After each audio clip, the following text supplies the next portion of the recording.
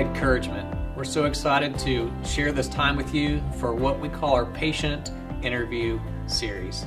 It's during this time that we actually sit down with real patients and talk about their real medical illnesses and conditions that they've had, from their beginning symptoms and the problems they have physically to their journeys, going to see doctors, having tests done, as well as how they manage those conditions, as well as the long-term consequences and how they're dealing with those.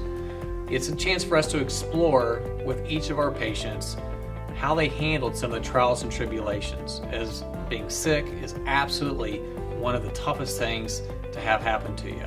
So we'll get to share their journey, get to experience it, and I know you're going to be encouraged, you're going to be inspired by some of their stories, and especially how they were able to rely on family, friends, and their faith in order to help them know that at the end, everything was going to be okay. We thank you so much for joining us, and we're so excited for you to share with us in this series as we learn about the different types of medical conditions that our patients have had. I am so excited to have another special guest with me today for a patient interview, and this special guest happens to also be my former Latin teacher. So I'm going to try to say everything correctly during this interview today. Otherwise, she might throw a foam brick at me, which did happen back in my middle school days as well. So I have a good friend of mine, Lois Merritt, with us, and she's going to share a little bit with us about an experience she had with a knee replacement. But Lois, thank you so much for coming. First, tell everybody a little bit about your background as teaching and so forth, and then we'll dive into your knee after that. Well, first of all, I love to teach, and I always have. And I told somebody once I couldn't hold a job because I started at Lincoln, and then I went to Camac, and then I went to Huntington High. And after I retired from there, I taught at Covenant School for a while and have had great students, and it was a wonderful career. You have many doctors out there, too. I mean, you've taught many doctors out there. I have. A lot of my students I was teaching Latin, and of course they wanted to take Latin. But when I go into the hospital, as I did recently for something, I found the hospitalist was one of my students, the neurosurgeon, the neurologist was one of my students, and I felt very well taken care of. which is reassuring, and hopefully they all made A's. I mean, I don't remember back that far for me, but anyway. You did. But and of course all of our Latin was in all of our medical word terminology, so we used it a lot even through med school. So tell us a little bit about your knee. What was that bothersome knee doing for you that I've had trouble with my knees ever since I was a young woman skating with a boy who was a junior high kid, and he got his skate tangled in mine, and I fell on both knees. But it didn't bother me until much later in life. And then I started having a lot of knee trouble in both knees. And it got to the place where I was having shots about every 3 months to keep going. And the other thing was that I had been taking them for years. The doctor said I would probably outlive them, but I didn't. And it finally got to the point where it just hurt too darn much. And these were steroid shots? Yes. They were shooting steroids into your knee joint? Right. Okay. That's right. Yeah. Is that painful? Not too bad. Not too bad, but it was worth it for the relief it was. you get. I usually got a good 3 months out of it. Okay. So one shot gets you 3 months of being able to walk pain-free. Right, but I had to have them in both knees. Both sides.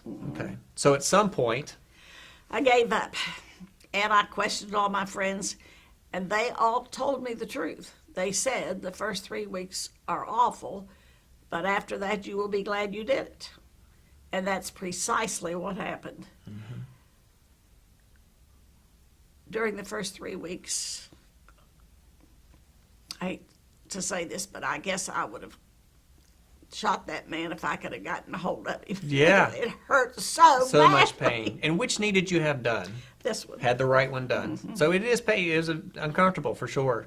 It was more than uncomfortable. It's uncomfortable is not even a fair word. And not only that, you can't sleep. I couldn't sleep at night because I was supposed to keep the legs straight. I couldn't do that, and it hurt too badly. And it was a horrible 3 weeks. people told me correctly. That was right. They weren't lying to you. They were not lying. Now, did you start rehab Immediately. immediately? So I'm in pain, so let's go work it out. Right. Okay. I mean, I could barely walk, and they were they were pressing down on that knee and bending it. And it was not a happy 3 weeks. So tell me about your relationship with your therapist at that time. How do you, because you're just a sweet, wonderful woman to me, and you're in pain, and you got these healthcare professionals, therapists trying to help. How does that work out? Well, they never said anything cross to me, but I know one day after I had said something to them about how glad I was that they, what they had done for me and everything, and one of them said to me, "Well, you weren't very nice when you first came in." And I guess I wasn't. Yeah. But it's a tough job, I would say. I mean, they were great. Yeah. So I loved every one of those girls. They were so good, and what they did worked. right. It worked. I can walk so well now.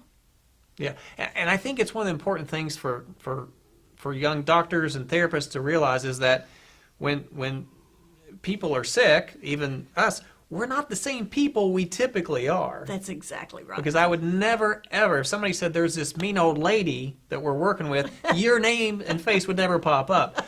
But when you're in pain, those are the types of things, and it's important to remember that.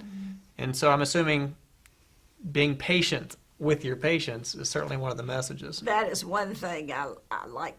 And I will say my doctors never showed any sign of impatience with me. Right. And neither did those ladies.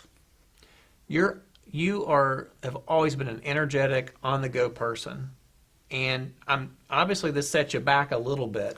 So how did you handle some of those things as far as your attitude towards this and how you approached your life? Because obviously that was a big change for you. It really was. And I depended a lot on the Lord during those few days because I thought my life might be over. I thought, Yeah. this is not going to ever, I'm not going to ever feel good again. But I have so many amazing friends who are praying for me. Mm-hmm. And I know that it was God that got me through that. And you can feel that community, you can feel those people reaching out to you, no question. One day I had to go to my therapy, and I didn't have a ride. My brother was unavailable that day, and I put a text out and asked someone to take me, and I got 15 answers. Wow. That's great community. That's great community. It is. It is. So we have a lot of healthcare professionals, especially young students that watch our channel.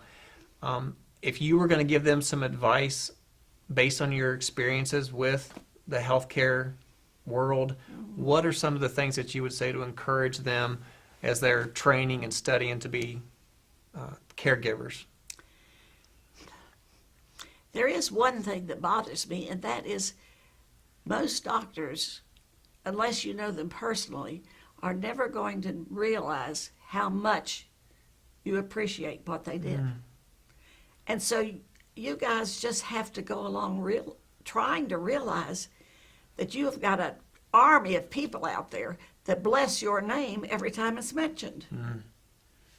Which is a great word. I mean, we talked in a lot of our interviews about the stresses that patients undergo, but certainly doctors are no different. I mean, we do have high rates of anxiety, depression, even suicide in doctors, and I think some of that can play into the fact that maybe we don't realize sometimes how much our patients do appreciate us. And so I think that's so important to hear that Is there message. anything you could do about that?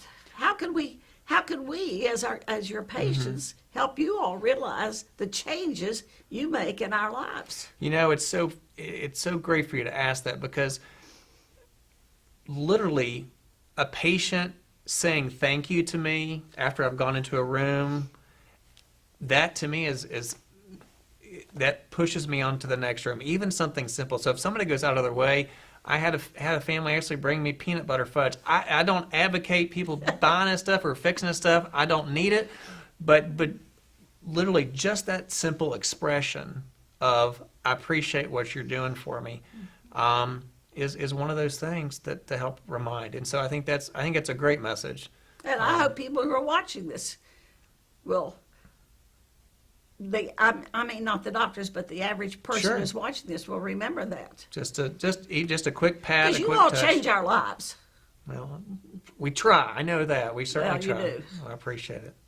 Well, I'm glad your knee's better. It's wonderful. You're out and about and being eager, teaching Sunday school class and teaching. Are you still teaching other classes as well? I have 3 students at homeschooled students. Homeschool, teaching Latin. Yes. And my Latin name was, Lucullus. and that's been many years ago. She still remembers my Latin name. We're not going to say how many years ago that is, but that's amazing. What does Usually- Lucullus mean? Best student ever, wonderful student? A bit light. Light. Okay, I'll take light. I will take light. Light sounds pretty good. Well, Lois, you've been a light for us with this interview. We thank you so much for sharing with us, and we look forward to hearing the comments from our viewers. Thank you. Thanks.